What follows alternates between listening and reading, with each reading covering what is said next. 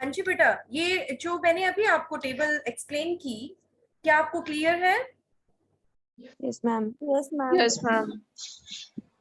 Okay, इस table में हमने ये जो कॉलम्स क्रिएट किए हैं बेटा, इनसे सारा ये है कि हर कॉलम में जो फ्रीक्वेंसी सबसे ज्यादा टाइम्स रिपीट हुई है उसको हमने सर्कल आउट कर लिया है। यहाँ तक हमने इसको कंप्लीट कर लिया था। ओके, अब ये जो फर्स्ट टेबल आपने बनाई है ग्रुपिंग टेबल, इस गिवन टेबल से हम बनाएंगे एनालाइज टेबल।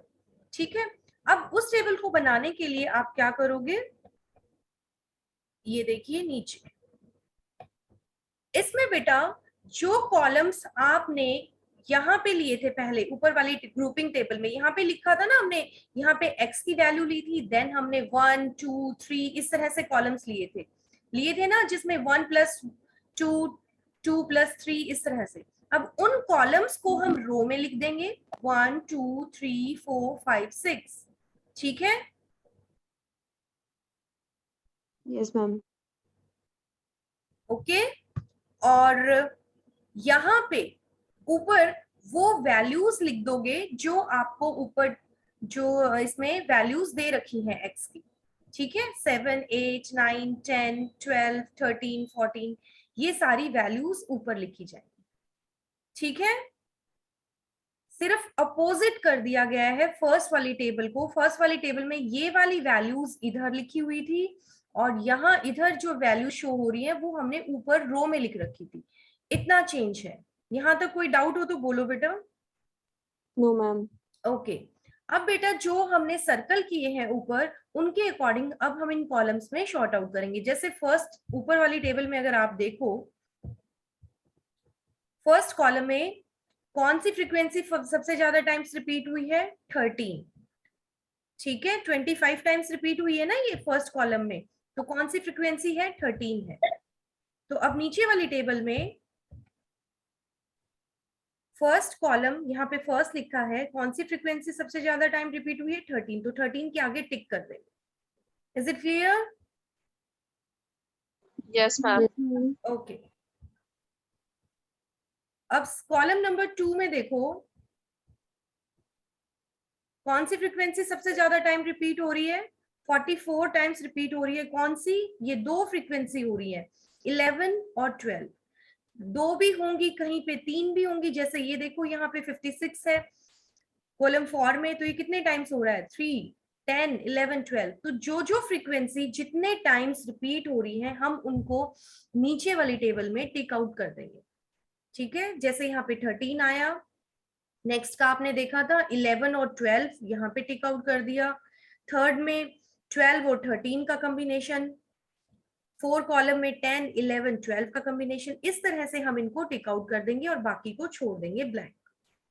देन बेटा इनका लास्ट में हम करते हैं टोटल। कौन सी फ्रीक्वेंसी सबसे ज्यादा टाइम्स रिपीट हो रही है, टोटल पता चल जाएगा। 9 8 7 इनमें कुछ भी नहीं है, ब्लैंक्स हैं ये सारे। 10 1 time, 11 3 times, 12 5 times, 13 4 time, 14 1 time, 15 16 आगे ब्लैंक है, 17 सब ब्लैंक है।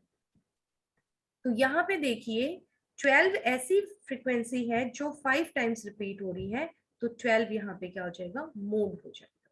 हालांकि आप इसको सीधे इंस्पेक्शन मेथड से भी निकाल सकते थे, लेकिन क्योंकि यहाँ पे कहा गया है कि आप इसको ग्रुपिंग मेथड से निकालो, तो आपने इसको ग्रुपिंग मेथड से ही निकालना होगा। यहाँ तक कोई डाउट हो तो बोलो बेटा। No ma'am. क्लियर है अच्छे से? Yes ma'am. Yes ma'am. Okay, यहां तक ये आपके थे दो मेथड, इंडिविजुअल और डिस्क्रीट सीरीज। अब आ जाती है कॉन्टिन्यूअस सीरीज। ठीक है, कॉन्टिन्यूअस सीरीज की पहचान वही है कि इंटरवल्स गिवन होंगे बेटा, और इसका फॉर्मूला थोड़ा सा चेंज होगा। वहां पे तो आप नॉर्मली टेबल से निकाल दिया या देख के निकाल दिया, यहाँ पे इसका फॉर्मूला है ये, Z से आप डिनोट करोगे इसको। L1 आप पहले भी निकाल चुके हो, क्या होती है पता है ना?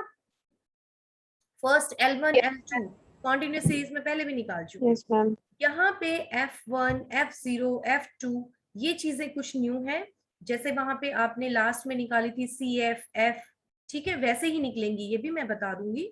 और I इंटरवल को शॉर्ट आउट करता है। इस फॉर्मूले को ऐसे लिखो या ऐसे लिखो, एक ही बात है।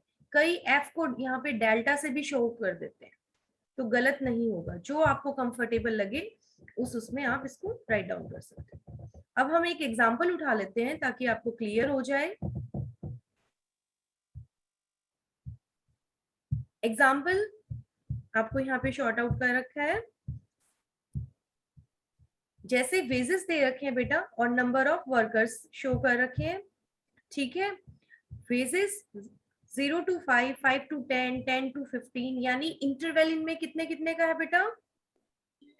5 5 इंटरवल शो हो रहा है, ठीक है। अब आप इसमें बाकी वैल्यूज निकालेंगे कैसे, वो आपने यहाँ पे देखनी होगी। सबसे पहला काम क्या करना है, जो आपको वैल्यूज यहाँ पे गिवन हो, आप सबसे पहले इंस्पेक्शन के थ्रू ये शॉर्ट आउट कर लो कि कौन सी फ्रीक्वेंसी सबसे ज्यादा टाइम रिपीट हो रही है। तो 15 to 20 जो ऐसी है जो सबसे ज्यादा टाइम रिपीट हो रही है 30 टाइम्स। बाकी देख लो बेटा, कोई 15 टाइम्स है, 7 टाइम्स, 3 टाइम्स, 20, 10, 5। तो 30 ऐसी फ्रीक्वेंसी है जो एक्स की या वेजेस को शॉर्ट आउट कर रही है कि 15 to 20 के अंतर्गत। क्लियर है? जो सबसे ज्यादा टाइम रिपीट हो रही है हम उसको F1 से शो आउट करते हैं, उसके पीछे जो वैल्यू होगी वो F0 होगी, और जो नेक्स्ट वैल्यू होगी उसको हम F2 लिखेंगे। क्लियर है? F1 yes ma'am तो F2 कैसे निकालेंगे?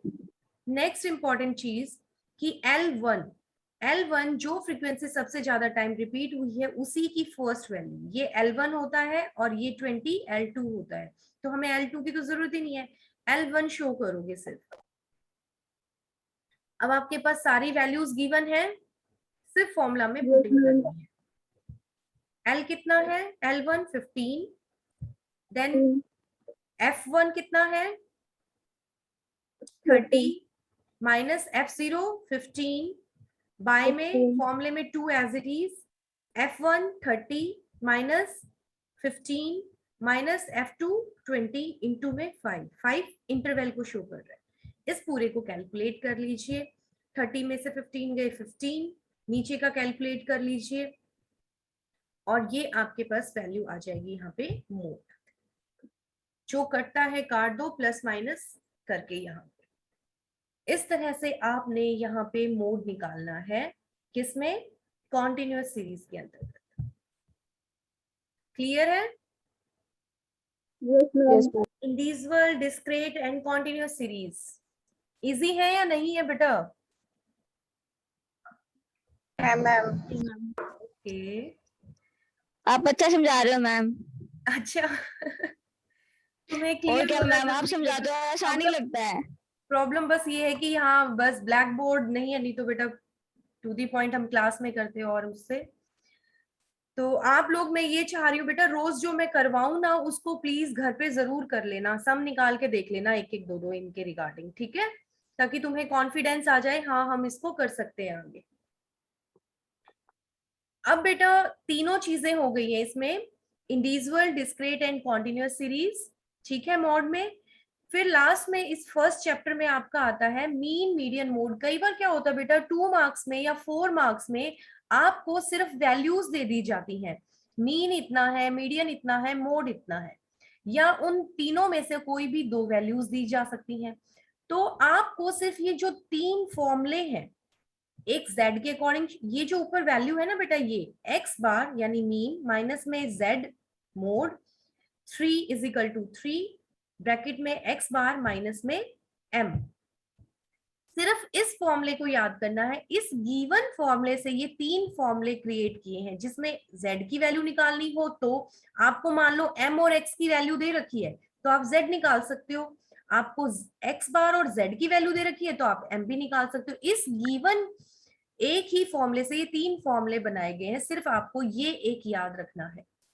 ये देखो नीचे एग्जांपल, इस तरह से क्वेश्चन दिया जा सकता है, मैं आपको 2 मार्क्स में इस तरह का दे दूं कि बेटा आपको मैंने मीन दे दिया है और मीडियन दे दिया है, मैं कहती हूँ मीन है 30 और मीडियन है 32, तो आप मुझे मोड बताइए, मोड की वैल्यू क्या होगी? तो सिर्फ फॉर्मूले में वैल्यू रखनी है, 3 एज इट इज, m की जगह 32 आ गया, x की जगह 30 आ गया, फॉर्मूले में वैल्यू रखी और कैलकुलेट किया।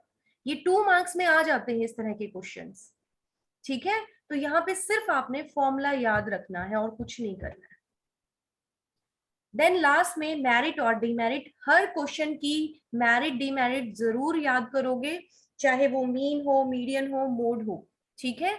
सबकी मेरिट डीमेरिट्स आपको क्लियर होनी चाहिए।